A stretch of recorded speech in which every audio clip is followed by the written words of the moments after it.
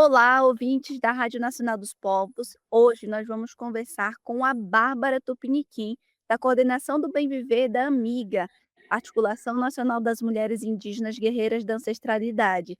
E a Bárbara, pessoal, vem aqui para falar com a gente sobre justiça climática, sobre o protagonismo das mulheres indígenas e também, pessoal, sobre o lançamento de uma cartilha, a Cartilha de Justiça Climática voltada às mulheres indígenas. Seja muito bem-vinda, Bárbara. Eu não fiz uma apresentação, assim, do seu currículo, mas é para você fazer a apresentação para a galera que está ouvindo a Rádio Nacional dos Povos. Ei, Sam, beleza, mana, todo mundo que tá, todos os ouvintes aqui da Rádio Nacional dos Povos, para mim é um prazer. Muito obrigada pelo convite para compartilhar um pouquinho com vocês sobre esse trabalho nosso. Eu sou a Bárbara Torto Piniquim, como você falou, bioma Mata Atlântica, bioma marinho costeiro também, a gente está no litoral da Mata Atlântica. Eu sou liderança aqui na comunidade, na minha aldeia Pau-Brasil, do território do Cuniquim-Guarani, e atuo também, né, em outras frentes de luta, e aí nesse espaço das mulheres indígenas da Amiga, coordenando a coordenação do Bem Viver. E aí a gente sabe que o Bem Viver é muito amplo, então a gente tem alguns temas que a gente aborda com mais ênfase, e a justiça climática para as mulheres indígenas é uma delas. Muito bom estar aqui com vocês. Obrigada, Bárbara. E a gente vai começar a nossa entrevista, a gente quer saber quem é você, né. Você falou que é liderança ali na Aldeia Pau Brasil, mas a gente quer saber um pouquinho mais, como foi que surgiu, né, essa sua atuação na defesa do direito das mulheres indígenas e justiça climática, algo bem pessoal, assim. Quem é a Bárbara? Então, só esses dias fizeram essa mesma pergunta e, cara, eu fiquei muito reflexiva, assim, porque eu respondi uma coisa, mas depois chegou tantas outras, que na verdade eu acho que muito do que não tem um tempo específico, né.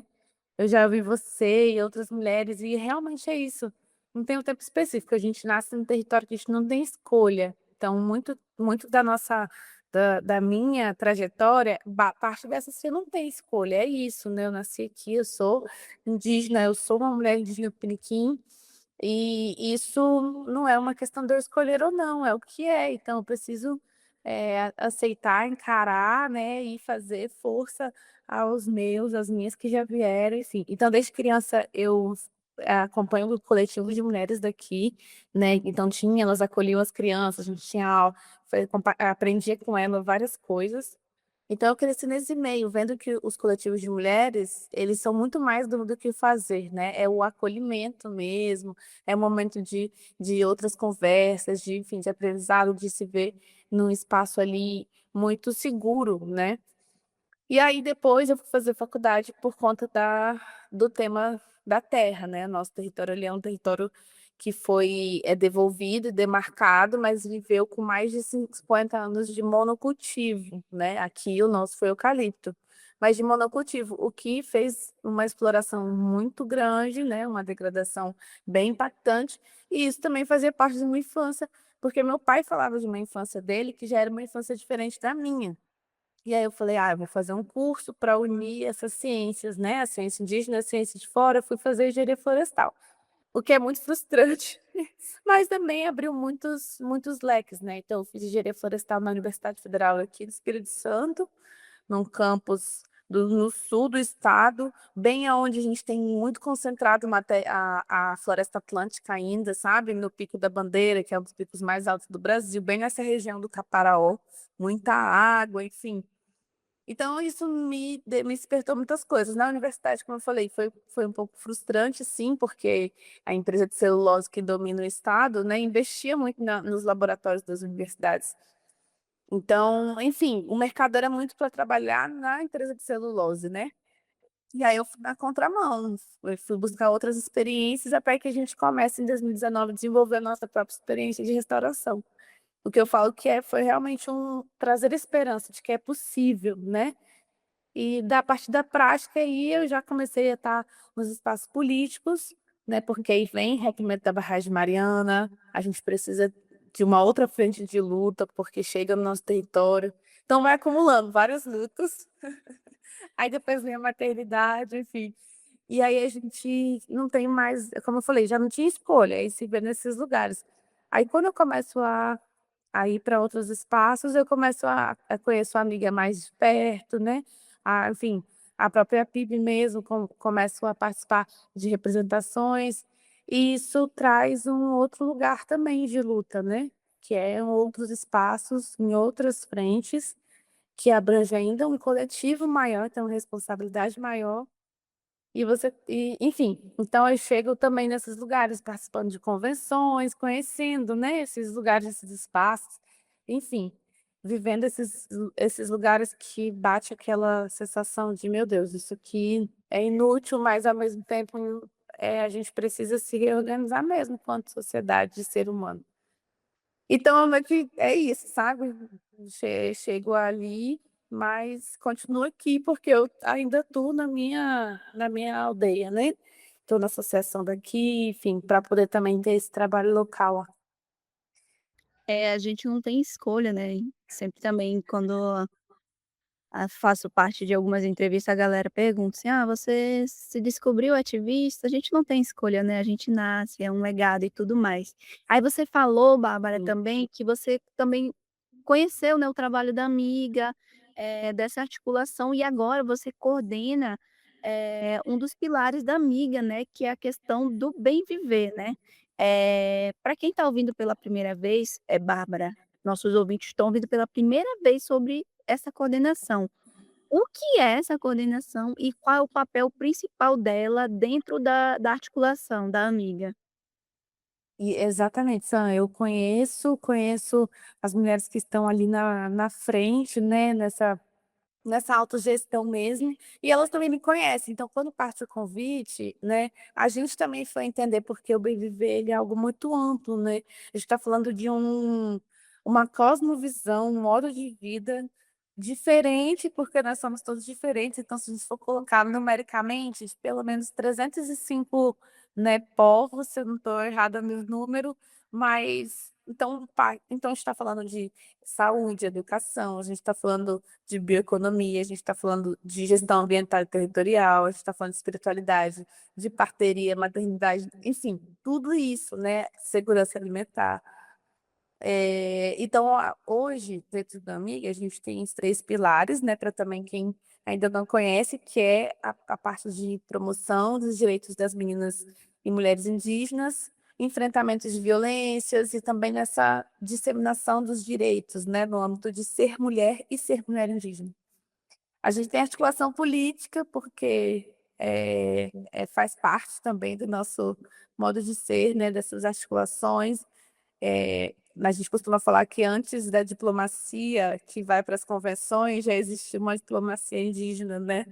E a articulação política vem muito desse papel aí de articular os territórios, mas também articular parceiros, articular e a nossa, que é de coordenação do bem viver, que a gente até então tem feito levantamentos de dados, para justamente entender esse conceito também a partir das mulheres indígenas, né. Porque como eu falei, bem viver não tem uma definição, né, faz parte da cosmologia, das tradições, do território, do ecossistema, tudo isso de cada povo. Então a gente também não pode, se adequar a conceitos que às vezes não nos representam. Então a gente também vai para essa parte teórica de entender esses conceitos a partir das mulheres indígenas. É uma coordenação recente, assim, no sentido dessa parte dessa atividade, né, desse levantamento, e por isso que a gente está nessa parte de levantamento de dados ainda. Mas um dos objetivos é também levar essas informações para as mulheres indígenas acerca da justiça climática. O que é justiça climática, né, e aí se eu estou adiantando, você me perdoa, né, porque eu vou falando. Mas a cartilha traz, assim, a diferença da justiça ambiental, da justiça climática, que a justiça climática já envolve, né, o social, envolve, principalmente de não é os mais atingidos não são aqueles que causam, né, os impactos que causam essa desigualdade climática. Então, levar um pouco dessas nomenclaturas e também que elas entendam que o que elas já fazem já são muitas vezes ações de mitigação, ação de adaptação, ação de perdas e danos, a gente já está se ajustando nesse sistema. O problema é que a sociedade não indígena precisa entender é que só os nossos conhecimentos, eles, não vão dar conta. Por quê? Porque depende da força de vontade, depende de quem está no poder, né, então os nossos conhecimentos já estão disponíveis, eles precisam de fato serem, replicados, reconhecidos e valorizados na sua dimensão. Então a gen vem nesse processo de levar informação e fazer com que também mulheres estejam nos espaços de decisão no âmbito da agenda climática, para poder também fazer incidência, né, para poder também falar: "Olha, é assim que a gente está vivendo, real, e também é assim que a gente está fazendo", né, porque também tem muitas ações lideradas por mulheres que, como eu falei, que já são ações climáticas que a gente fala, né. Então é um pouco isso tudo, sabe. Hoje tem essa frente muito grande, mas a gente também está nesse processo de atuar mais com as outras sabedorias, né. Então a gente tem as magés, as parteiras, então também trazer esse protagonismo. Então a amiga faz essa articulação, articular os temas que envolvem os nossos corpos, aonde estamos e trazer essa visibilidade e ponderar muito o protagonismo, né, das mulheres indígenas nesses temas. Obrigada, Bárbara. Ei, toda vez que eu dava um sorriso era que tu já falava sobre uma próxima pergunta que eu ia fazer, né. Era exatamente isso, mas não, tá, é exatamente isso. Você explicou muito bem o que que é o conceito do bem viver, né, que ainda é difícil para a galera entender e às vezes a gente não tem que se enquadrar, né, num conceito que não foi Sim. criado pra gente, mas é a vivência que a gente faz nos dias a dias, né. Também sobre justiça climática, é muito bom essa explicação, porque é o que a amiga traz, né, é querer que as mulheres entendam o que elas já fazem nos territórios e o que que a gente pode fazer para alcançar, né. E aí a próxima pergunta vai muito dessa representatividade, eu vou até juntar ela com outra, é porque que é importante, meio que tu até já respondeu, mas eu acho que tem muitos exemplos que a gente pode colocar aqui também, porque que é importante as mulheres indígenas estarem nesses debates, né, nessas negociações sobre mudanças climáticas. Tanto essas que acontecem no Brasil, quanto as que acontecem internacional, né, no âmbito internacional. Inclusive, a amiga já participou, né, de algumas COPs e ainda vai participar. Eu acho que é legal também falar essas experiências, que a gente teve e vai ter, né, e de que Sim. forma os conhecimentos tradicionais e o nosso protagonismo enquanto mulher indígena contribui para o enfrentamento da crise climática e para a proteção dos territórios. Então, acho que a gente já tem essas experiências, né, que comprovam, assim, o quanto a nossa incidência, a nossa participação, ela vai fazendo mudanças, mesmo que há uma visão de que são mudanças lentas, assim, esses espaços de convenção são foi isso que eu falei, né, falando das COPs. Para mim é um sentimento muito é uma dualidade, assim, que realmente dá uma crise de existência, né, de falar: "O que que eu estou fazendo aqui nesse lugar, que parece que não vai resolver nada", e ao mesmo tempo a gente precisa que esses lugares resolvam, porque realmente não dá mais para fingir que está tudo isolado, né, porque não está, não é nada isolado. Então a gente já percebe, por exemplo, citações, né, sobre gênero nos textos, enfim, de negociações, coisa que, gente, parece até impossível de imaginar, né, que não se fale de gênero quando se fala de justiça climática, enfim. Então não havia ainda esse enxergar as mulheres como as mais impactadas, porque de fato, né, são as que estão com cuidado, principalmente dos filhos, né, na sua grande maioria. Então, se você fica desabrigada por conta de uma enchente, por conta de um evento climático, você, você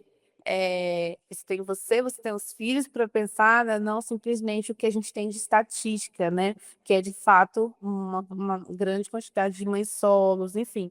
Então, assim, são dados, sabe, e aí com a nossa presença, eu acho que esses dados ganham a nossa voz, porque é isso, né, quando não é clichê falar que, não que não se pode falar por nós, mas só a gente sabe o que a gente vive, né. Então, eu vejo muito essa diferença de quem abriu as portas pra gente, né, várias referências como a Cinea Wapichana nesses espaços, né, enfim, como tantas outras que já acompanham esses como essa própria Sônia Guajajara, enfim, que já estão nesses já fazem essas incidências, há muitos anos atrás para abrir esse caminho para que a gente continue, né. Então hoje a gente vê isso, maior participação.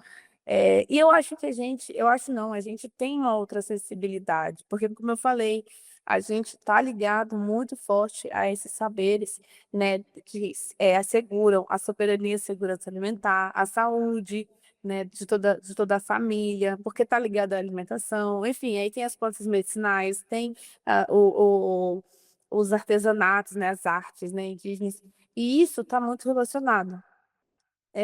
Não que isso não tenha nos homens, né, a gente sabe que sim, mas é também uma questão de maior quantidade, então é onde o saber ele está mais concentrado, digamos assim. Então acho que quando a gente está nesse espaço, a gente consegue ter essa maior sensibilidade, uma maior flexibilidade, para se adaptar também, e eu acho que isso faz com que a gente, consiga de fato levar a nossa voz e ir garantindo esses espaços, o que não é fácil, né, a gente não está romantizando isso de forma nenhuma, mas eu acho que ter a nossa presença é de fato levar a voz, né, de quem está vivendo a realidade. Então isso já demonstrou que quando a gente vai insistindo e vai ampliando essas participações, a gente também consegue ir dando passos importantes. Obrigada, Bárbara, por exemplificar isso para a gente, né. Eu queria, também que a galera que está ouvindo vai saber que a gente está lançando uma cartilha, né, nós lançamos uma cartilha, que é um produto também da coordenação do Bem Viver, né. E aí eu queria que tu falasse um pouquinho para o pessoal que está ouvindo a gente em casa, como surgiu essa iniciativa e o que que o público vai encontrar dentro desse material, lendo a cartilha, onde e também onde eles podem acessar. Ó, esse já faz parte do processo da amiga mesmo, de produção de dados e produção de, também material, né, informativo. Então, já era uma meta antes mesmo de eu estar na coordenação, mas aí ela vem a partir do seminário que a gente fez, né, agora em junho para julho, sobre justiça climática no tema de adaptação. Então foi bem legal, porque a gente ouviu todos os biomas, né, mulheres ali representando esses biomas, o que mudou com o clima, né, e também já pensando em soluções de adaptação. Então a gente vai ter diretriz. E aí para esse material a gente elaborou essa versão, como a gente tinha chamado, uma versão menor, né, para poder subsidiar ali o momento, aproveitar o momento, então traz alguns conceitos. Ela foi feita, pensada, né, para as mulheres indígenas, mas ela vai estar disponível também, porque tem um arquivo online, né, mas ela foi pensada para esses momentos, para as mulheres, e as caravanas, né, que vão, retomar aí essa segunda etapa das caravanas das originárias, que é uma iniciativa da Amiga também de levar essas informações e processos formativos, de trocas de conhecimentos para os territórios, para passar em vários territórios, biomas, enfim. Então ela vai fazer parte de uma versão maior para quando a gente for usar nas caravanas, né. Mas ali a gente, traz basicamente isso, um pouco da Amiga também, porque eu acho que tem mulheres, nosso território é muito grande, né, a gente tem muitos povos, como eu falei, então assim, para chegando e cada vez mais tendo esse conhecimento do que é articulação, né, e aonde ela está atuando, e por que que ela não compete com as associações e coletivos locais, muito pelo contrário, a gente se fortalece, né. Então explica um pouco da composição, como que a amiga se autogesta e também conceitos, então as diferenças de, como surgiu o conceito de justiça ambiental, onde ele é aplicado, justiça climática, né, e por que que eles são diferentes, como eu até já mencionei um pouco. Também conceitos de adaptação, pensando que esse momento que a gente estava junto ali, a gente estava falando de adaptação e tudo, como que também elas conseguem levar cada vez mais subsídios para os seus territórios, né. Porque existem vários instrumentos de gestão e hoje a gente tem também os planos de adaptação, que são mais instrumentos que a gente pode, né, se for de forma objetiva e muito bem feito de forma coletiva, a gente consegue também ter estratégias para se adaptar cada vez mais ao que está acontecendo. Então acho que tem um pouco disso, assim, né, bem um recorte do que é esse tema todo, do que todos os temas que são tratados nas convenções, que a gente vai fazer uma etapa mais elaborada para esse momento. Obrigada, Bárbara. Obrigada, pessoal que está ouvindo a gente. Estamos chegando no final, né, da nossa entrevista. E para finalizar, Bárbara, qual mensagem você gostaria de deixar para as mulheres indígenas que vão acessar essa cartilha? como que elas podem fortalecer essa construção coletiva em defesa dos nossos territórios e da justiça climática. Ótimo, sua casa super com a parte que faltava falar da cartilha, que é o QR Code, né. A gente sabe que é um modelo que ainda não é 100% acessível, então a gente conta muito com as parentas que já sabem, né, já dominam lidar com esse tipo de formato, de QR Code, para poder, replicar, ensinar, ajudar outras mulheres, porque é uma pesquisa, também vai estar disponível o link, né, nas nossas redes, mas é uma pesquisa que quer ouvir um pouco, né, sobre tem algumas perguntas, questionamentos, até mesmo de conhecimento, né, o quanto as mulheres estão, por dentro do tema, ou o quanto elas estão correlacionando o que elas já estão fazendo com o tema que está sendo discutido lá nos países longe, né, enfim. Que de alguma forma a gente está indo para também fazer essa incidência. Então o QR Code, a pesquisa, é a mensagem que eu deixo, assim, da gente, né, disseminar para que mais mulheres respondam e que a gente tenha mais informação para poder chegar o mais próximo possível de conceitos, mas para que a gente consiga, na verdade, levar mais o que eles estão falando, sabe, essa tradução do que eles estão discutindo nesses espaços fora, né, dos territórios, nos espaços que diz respeito aos nossos direitos, às nossas garantias, né, os nossos territórios, e como que a gente leva, né, essa voz unificada, assim, para lá também. E para os materiais, né, porque não tem muito material, didático, né, nosso, que trate desses temas, que trate, então, assim, já tem muitos materiais indígenas feitos por organizações e por indígenas, mas ainda falta, né, de materiais que falam de nós para nós também. Então a gente também tem essa mensagem ali, por isso da pesquisa. Então é essa mensagem que eu deixo da gente disseminar, ajudar outros parentes a responder. Bárbara, muito obrigado pela sua participação, por compartilhar esse conhecimento com a gente, né. Também parabéns à Amiga, Articulação Nacional das Mulheres Indígenas Guerreiras da Ancestralidade, pelo lançamento da cartilha, que é de suma importância para as mulheres indígenas. E aos ouvintes da Rádio Nacional dos Povos, muito obrigada pela companhia.